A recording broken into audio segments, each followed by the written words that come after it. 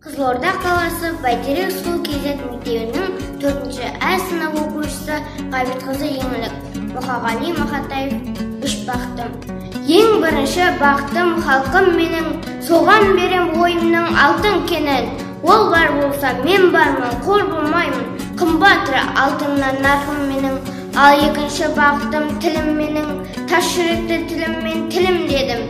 Кейде дүниеден түңілсем де, қасиетті тілімнен түңілмедім. Бақытым бар үшінші отан деген, Құдай деген кім десе отан дерем. Оты сөнген жалғанды жан басын ба, ойланбай-ақ келдағы отанменен.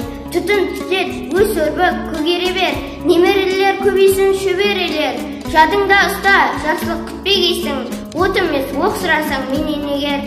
Үш бірдей бақытым бар алақанда, мені мұндай бақытты жаратама. Үш күн нұрын төгеді аспанынан, Атырау, Алтай, Арқа, Алатауға.